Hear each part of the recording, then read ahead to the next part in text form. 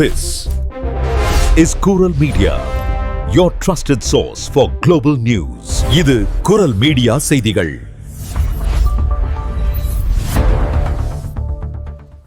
இது குரல் மீடியாவின் இன்றைய பிரதான செய்திகள். செய்திகளை வாசிக்கும் நான் கோகுலநாதன் தமிழினி. முதலில் தலைப்புச் செய்திகள். பிரான்ஸ் அதிபர் இம்மானுவேல் மக்ரோனின் இந்திய பயணத்தின் போது இந்திய மாணவர்களுக்கு அறிவிக்கப்பட்டுள்ள புதிய சலுகைகள். தலைநகர் பாரிஸில் நடந்த கோர விபத்து. பார்பஸ் நிலையம் அருகே சைக்கிளில் சென்ற 20 வயது இளம் பெண் பலி. பிரான்ஸ் ரயில் போக்குவரத்து பாதுகாப்பில் செய்யப்படவுள்ள அதிரடி மாற்றங்கள். SNCF அதிகாரிகளுக்கு ஆயுதங்கள் வழங்க முடிவு. தலைநகர் பாரிஸில் வீடற்றவர்களின் எண்ணிக்கை கடந்த ஆண்டை விட இந்த ஆண்டு கவலை அளிக்கும் வகையில் அதிகரித்துள்ளதாக புதிய கணக்கெடுப்பு. காதலர் தின மது விருந்தில் துப்பாக்கி சூடு. தலையில் குண்டு பாய்ந்ததால் பிரான்ஸ் ராணுவ வீரர் உயிரிழப்பு. செயின்டஸ் நகரத்தில் 6.5 மீட்டரை தாண்டிய நதியின் நீர்மட்டம். பெருவெள்ளத்தால் 600 பேர் அவசர வெளியேற்றம். பிரான்சில் வரும் மார்ச் மாதம் முதல் மக்களின் அன்றாட வாழ்க்கையை மாற்றும் சட்ட திட்டங்களும் மாற்றங்களும். பாரிஸில் அடுக்குமாடி குடியிருப்பின் 5வது தளத்திலிருந்து குதித்த மர்ம நபர் அடையாளம் காணும் பணியில் தீவிர விசாரணை நடத்தும் போலீஸ். அனுமதியின்றி சட்டவிரோதமாக ஏர்பிஎன்பி மூலம் தங்கள் அடுக்குமாடி குடியிருப்புகளை சுற்றுலா பயணிகளுக்கு வாடகைக்கு விட்ட உரிமையாளர்களுக்கு அபராதம். தொடர்பான விரிவான செய்திகள். பிரான்ஸ் அதிபர் இம்மானுவேல் மக்ரோன் தனது இந்திய பயணத்தின் போது இந்திய மாணவர்களுக்கும் பயணிகளுக்கும் மாபெரும் நற்செய்திகளை வெளியிட்டுள்ளார். பிப்ரவரி 17 முதல் 19 வரை இந்தியாவில் சுற்றுப்பயணம் மேற்கொண்ட அவர் இந்திய பயணிகளுக்கு விசா இல்லா போக்குவரத்து அனுமதி வழங்கப்படும் என்றும் 2030ஆம் ஆண்டிற்குள் ஆண்டுதோறும் 30,000 இந்திய மாணவர்களை பிரான்ஸ் வரவேற்க திட்டமிட்டுள்ளதாகவும் அதிகாரப்பூர்வமாக அறிவித்துள்ளார். தற்போது சுமார் 10,000 இந்திய மாணவர்கள் மட்டுமே பிரான்சில் பயிலும் நிலையில் இந்த எண்ணிக்கையை 3.5 மடங்கு அதிகரிக்க விசா நடைமுறைகளை எளிமையாக்குதல் மற்றும் ஆங்கில வழி பாடத்திட்டங்களை விரிவுபடுத்துதல் போன்ற அதிரடி நடவடிக்கைகள் தொடங்கப்பட்டுள்ளன. மேலும் இந்திய பிரதமர் நரேந்திர மோடியுடனான சந்திப்பில் கல்வி, தொழில்நுட்பம் மற்றும் பாதுகாப்பு துறைகளில் இணைந்து செயல்படும் விதமாக இரு நாட்டு உறவையும் சிறப்பு உலகளாவிய மூலோபாய கூட்டணி என இரு தலைவர்களும் தெரிவித்துள்ளனர். இதன் ஒரு முக்கிய பகுதியாக மும்பையில் உலக புகழ்பெற்ற ESCC பிசினஸ் ஸ்கூல் மற்றும் சென்ட்ரல் எஸ்பெலிக் இணைந்த புதிய கல்வி வளாகம் தொடங்கப்பட்டுள்ளதுடன் இரு நாட்டு மாணவர்களுக்கான கல்வி சான்றிதழ்களை அங்கீகரிக்கும் ஒப்பந்தமும் உருவாக்கப்பட்டு வருகிறது. இந்தியர்களுக்கான இந்த விசா இல்லா போக்குவரத்து அனுமதி முதற்கட்டமாக 6 மாதங்களுக்கு சோதனை முறையில் நடைமுறைக்கு வரவுள்ளதால் பிரான்ஸ் பயணம் இனி இந்தியர்களுக்கு மேலும் எளிதாகிறது. பாரிஸில் சைக்கிளில் சென்று கொண்டிருந்த 20 வயது மதிக்கத்தக்க இளம்பெண் ஒருவர் கனரக வாகனம் மோதிய கோர விபத்தில் பரிதாபமாக உயிரிழந்த சம்பவம் ஒன்று நிகழ்ந்துள்ளது. வியாழக்கிழமை காலை சுமார் 9 மணியளவில் பாரிஸின் வடக்கு பகுதியான 10ஆம் வட்டாரத்தில் உள்ள பார்பேஸ் ரோஷஷ்வார்ட் ரயில் நிலையம் அருகே இந்த சம்பவம் நடந்துள்ளது. அந்த பெண் தனது சைக்கிளில் சாலையில் பயணித்துக் கொண்டிருந்த போது எதிர்பாராத விதமாக அங்கு வந்த ஒரு கனரக வாகனத்தின் சக்கரத்தில் கொடூரமாக சிக்கியுள்ளார். விபத்தில் படுகாயமடைந்து உயிருக்கு போராடிய அந்த பெண்ணை மீட்புக் குழுவினர் அவசரமாக மீட்டு ஆம்புலன்ஸ் மூலம் மருத்துவமனைக்கு கொண்டு சென்றனர். ஆனால் மருத்துவமனைக்கு செல்லும் வழியிலேயே அவரது உயிர் பரிதாபமாக பிரிந்தது. விபத்துக்கான முழுமையான காரணங்களை கண்டறிய காவல்துறையினர் விசாரணையை தொடங்கியுள்ளனர். பிரான்ஸ் ரயில் நிலையங்கள் மற்றும் ரயில்களில் அதிகரித்து வரும் வன்முறை மற்றும் தாக்குதல்களை கட்டுப்படுத்தும் விதமாக SNCF பாதுகாப்பு அதிகாரிகளில் 10% டேசர் எனப்படும் மின்சார அதிர்ச்சி ஆயுதங்கள் வழங்கப்பட உள்ளதாக போக்குவரத்து துறை அமைச்சர் பிலிப் தபரோட் அதிரடியாக அறிவித்துள்ளார். இந்த திட்டம் ஒரு சோதனை முயற்சியாக தொடங்கப்பட்டு முதற்கட்டமாக தேவையான சிறப்பு பயிற்சிகளை முடித்த 300 முதல் 400 அதிகாரிகளுக்கு இந்த ஆயுதங்கள் வழங்கப்பட உள்ளன.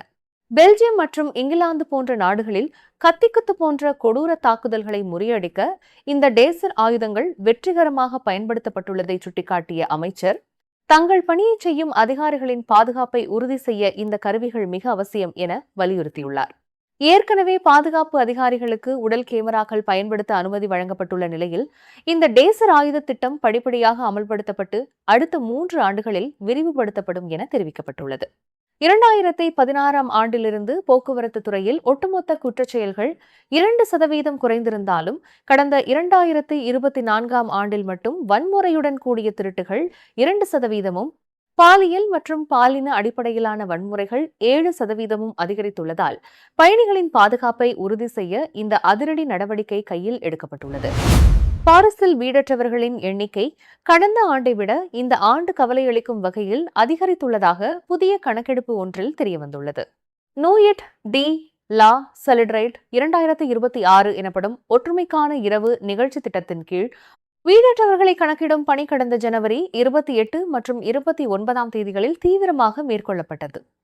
இந்த ஆய்வின் முடிவில் பாரிஸ் வீதிகளிலும் மேம்பாலங்களுக்கு அடியிலும் சுரங்கப்பாதைகள் மற்றும் பூங்காக்களிலும் என மொத்தம் 3857 பேர் எவ்வித அடிப்படை வசதிகளுமின்றி படுத்துறங்குவது கண்டுபிடிக்கப்பட்டுள்ளது.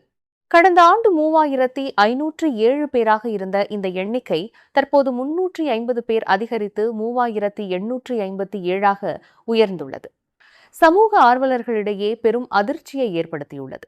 மேலும் இவ்வாறு வீடின்றி வீதிகளில் வசிக்கும் ஆதரவற்றவர்களில் 11% பேர் பெண்கள் என்பது இந்த ஆய்வில் தெரியவந்துள்ள மற்றொரு வேதனையான தகவலாகும். பிரான்சில் காதலர் தினமான பிப்ரவரி 14 தேதி இரவு நடைபெற்ற மது விருந்து ஒன்றில் நடந்த துப்பாக்கி சூட்டில் படுகாயமடைந்து மருத்துவமனையில் சிகிச்சை பெற்று வந்த ராணுவ வீரர் ஒருவர் இன்று காலை உயிரிழந்துள்ளார். 35வது பாராசூட் படைப்பிரிவை சேர்ந்த அலெக்சாண்ட்ரே லான்பீன் என்ற அந்த வீரர் சக ராணுவ வீரர்களுடன் மது விருந்தில் பங்கேற்ற போது இந்த அசம்பாவிதம் நடந்துள்ளது. எதிர்பாராத விதமாக 9 மில்லிமீட்டர் அளவிலான துப்பாக்கி கொண்டு அவரது தலையில் பாய்ந்ததை அடுத்து அவர் உடனடியாக கிளாமர்ட் நகரில் உள்ள பெர்சி ராணுவ மருத்துவமனையில் அதிதீவிர சிகிச்சை பிரிவில் அனுமதிக்கப்பட்டார். கடந்த சில நாட்களாக உயிருக்கு போராடி வந்த அவர் இன்று காலை சிகிச்சை பலனின்றி உயிரிழந்தார்.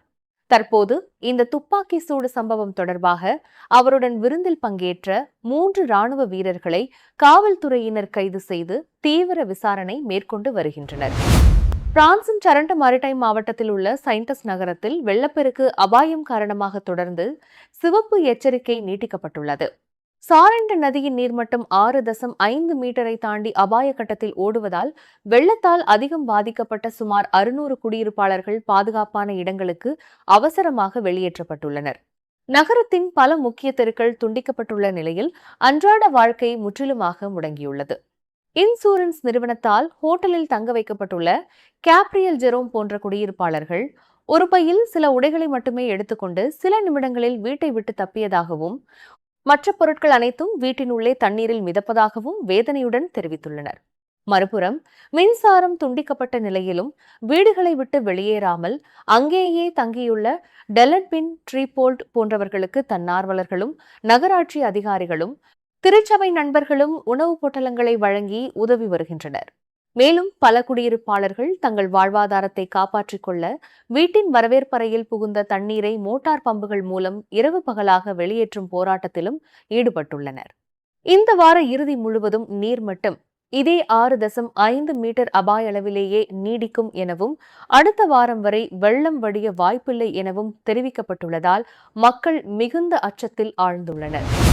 பிரான்ஸ் நாட்டில் வரும் மார்ச் மாதம் பல்வேறு பொருளாதார மாற்றங்களையும் மக்களின் அன்றாட வாழ்க்கையை பாதிக்கும் பல புதிய சட்ட விதிகளையும் கொண்டு வரவுள்ளது. முதலாவதாக உள்ளூர் நிர்வாகத்தை தீர்மானிக்கும் மிக முக்கியமான நகராட்சி தேர்தல்களின் முதல் சுற்று மார்ச் 15 தேதியும் 2ஆம் சுற்று மார்ச் 22 தேதியும் நடைபெறவுள்ளன. பொருளாதார ரீதியாக மார்ச் 1 முதல் ஐரோப்பிய ஒன்றியம் அல்லாத நாடுகளிலிருந்து இறக்குமதி செய்யப்படும் 150 யூரோக்களுக்கு குறைவான பொருட்களுக்கு புதிய பார்சல் வரி அமலுக்கு வருகிறது. இதன்படி ஒரு பார்சலில் அதனுள்ளே இருக்கும் ஒவ்வொரு பொருளுக்கும் தலா 2 யூரோக்கள் வீதம் புதிய வரி வசூலிக்கப்படும். மேலும் 500க்கும் மேற்பட்ட சிகரெட் பிராண்டுகளின் விலைகள் 20 சென்ட் முதல் 80 சென்ட் வரை உயர்வதுடன் வாகனப்பதிவு சான்றிதழ்களின் கட்டணமும் சுற்றுச்சூழல் அபராதங்கள் காரணமாக திரையில் காட்டப்படும் பிராந்தியத்திற்கு ஏற்ப அதிகரிக்க உள்ளது. வங்கித்துறையை பொறுத்தவரை 15 ஆண்டு கால வரம்பை எட்டிய பெல் சேமிப்பு கணக்குகளை வங்கிகள் மார்ச் 1 முதல் தானியங்கி முறையில் மூட உள்ளன. மேலும் போக்குவரத்தில் பல முக்கிய நிகழ்வுகள் அரங்கேறவுள்ளன.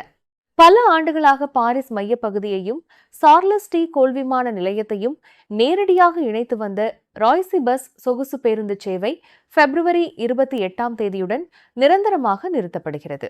அதே சமயம் பயணிகளை மகிழ்விக்கும் விதமாக ஏர் பிரான்ஸ் நிறுவனம் பாரிஸ் மற்றும் லண்டன் இடையே மார்ச் 29 முதல் தினமும் 2 புதிய விமான சேவைகளை தொடங்குகிறது. சமூக மற்றும் கலாச்சார நிகழ்வுகளை பொறுத்தவரை கருக்கலைப்பு உரிமை சட்டபூர்வமாக்கப்பட்டதன் ஓராண்டு நிறைவை கொண்டாடும் விதமாக மார்ச் 8ஆம் தேதி சர்வதேச மகளிர் தினத்தில் நாடு முழுவதும் மாபெரும் பெண்ணிய பேரணிகள் நடைபெறவுள்ளன. மேலும் மார்ச் 20ஆம் தேதி அதிகாரப்பூர்வமாக வசந்த காலம் பிறக்கிறது. அதனைத் தொடர்ந்து மார்ச் 28ஆம் சனிக்கிழமை நள்ளிரவு பகல் நேர சேமிப்பு முறைக்காக கடிகாரங்கள் 1 மணி நேரம் முன்னோக்கி நகர்த்தப்பட உள்ளன. எல்லாவற்றிற்கும் மேலாக வாடகை செலுத்தாத குத்தகைதாரர்களை குளிர்காலத்தில் வீட்டை விட்டு வெளியேற்றக்கூடாது என்ற மனிதாபிமான சட்டம் மார்ச் 31உடன் முடிவுக்கு வருகிறது. இதனால் பிரான்ஸ் முழுவதும் பல ஏழை குடும்பங்கள் தங்கள் வாடகை வீடுகளை இழக்கும் அபாயம் ஏற்பட்டுள்ளது. பாரிஸில் அடுக்குமாடி குடியிருப்பின் 5வது தளத்திலிருந்து குதித்து மர்ம நபர் ஒருவர் தற்கொலை செய்து கொண்டுள்ள சம்பவம் ஒன்று நிகழ்ந்துள்ளது. நேற்று மாலை பாரிஸின் 12ஆம் வட்டாரத்தில் உள்ள ரூ டிராவர்ஷியர் வீதியில் இந்த அசம்பாவிதம் அரங்கேறியுள்ளது. அந்த வீதியில் உள்ள அடுக்குமாடி கட்டடம் ஒன்றில் ஏறிய அந்த நபர் அதன் 5வது தளத்திலிருந்து திடீரென கீழே குதித்துள்ளார். பலத்த காயமடைந்த அவர் சம்பவ இடத்திலேயே இரத்த வெள்ளத்தில் பரிதாபமாக உயிரிழந்தார். தகவல் அறிந்து விரைந்து வந்த காவல்துறையினர் அவரது உடலை மீட்டு பிரேத பரிசோதனைக்காக அனுப்பி வைத்துள்ளனர். முதற்கட்ட விசாரணையில் உயிரிழந்த நபர் அந்த பகுதிக்கு புதியவர் என்றும் அங்குள்ள குடியிருப்பு வாசிகள் எவருக்கும் அவரை அடையாளம் தெரியவில்லை என்றும் கூறப்பட்டுள்ளது. எனவே தற்கொலை செய்து கொண்ட நபர் யார், அவர் எதற்காக அந்த கட்டடத்திற்கு வந்தார், அதற்கான காரணம் என்ன என்பது குறித்து தீவிர விசாரணையை பிரான்ஸ் காவல்துறையினர் தொடங்கியுள்ளனர். மேலும் அவரை அடையாளம் காணும் முயற்சிகளில் தற்போது ஈடுபட்டு வருகின்றனர். பாரிஸில் உரிய அனுமதியின்றி சட்டவிரோதமாக ஏர்பிஎன்பி மூலம் தங்கள் அடுக்குமாடி குடியிருப்புகளை சுற்றுலா பயணிகளுக்கு வாடகைக்கு விட்ட உரிமையாளர்களுக்கு 81,500 மற்றும் 1,50,000 யூரோக்கள் என அபராதம் விதிக்கப்பட்டுள்ளது. கடந்த ஜனவரி 26 மற்றும் பிப்ரவரி 4 ஆகிய தேதிகளில் பாரிஸ் நீதிமன்றம் வழங்கிய இந்த தீர்ப்புகள் 9வது வட்டாரம் மற்றும் மால்ட்மார்ட்ரு பகுதிகளில் உள்ள குடியிருப்புகள் தொடர்பானவை ஆகும். பாரிஸில் 2வது வீடுகளை ஏர்பிஎன்பி மூலம் வாடகைக்கு விடுவது முற்றிலும் சட்டவிரோதமானது. பிரதான வீடுகளை கூட ஆண்டிற்கு அதிகபட்சம் 90 நாட்கள் மட்டுமே வாடகைக்கு விட முடியும் என்ற விதி உள்ள நிலையில் இந்த உரிமையாளர்கள் நகரமன்றத்தில் எவ்வித பதிவும் செய்யாமல் சட்டத்தை மீறியுள்ளனர். இதற்காக 9வது வட்டார வீட்டின் உரிமையாளருக்கு 81,500 யூரோக்களும், மாண்ட்மார்ட்ரே வீட்டின் உரிமையாளர்களான தம்பதிக்கு மொத்தம் 1,50,000 யூரோக்களும் அபராதம் விதிக்கப்பட்டுள்ளது. மேலும் அந்த வீடுகளை உடனடியாக குடியிருப்பு பயன்பாட்டிற்கு மாற்றாவிட்டால் நாளொன்றுக்கு 1000 யூரோக்கள் கூடுதல் அபராதம் விதிக்கப்படும் எனவும் எச்சரிக்கப்பட்டுள்ளது. கடந்த நவம்பர் 2024 கொண்டுவரப்பட்ட புதிய சுற்றுலா ஒழுங்குமுறை சட்டத்தின் கீழ் வழங்கப்படும் முதல் தண்டனை இதுவாகும். பாரிஸில் உள்ளூர் மக்கள் வாடகைக்கு வீடு கிடைக்காமல் தவித்து வரும் நிலையில் வீடுகளை வெறும் வணிகப் பொருளாக பயன்படுத்துவதை இனி அனுமதிக்க முடியாது என்றும், இது குற்றவாளிகள் தண்டனையிலிருந்து தப்பிக்கும் காலத்தின் முடிவு என்றும் பாரிஸ் துணை மேயர் பார்பரா கோம்ஸ் அதிரடியாக தெரிவித்துள்ளார். இதேபோல் மார்சேய் நகரிலும் சட்டவிரோதமாக 23 வீடுகளை வாடகைக்கு விட்ட இருவருக்கு 1,71,000 மற்றும் 40,000 யூரோக்கள் என அடுத்தடுத்து அபராதம் விதிக்கப்பட்டுள்ளது குறிப்பிடத்தக்கது. நீங்கள் இதுவரை கேட்டது குரல் மீடியாவின் பிரதான செய்திகள். மேலும் இதுபோன்ற செய்திகளை அறிய குரல் மீடியாவை சப்ஸ்கிரைப் செய்யுங்கள்.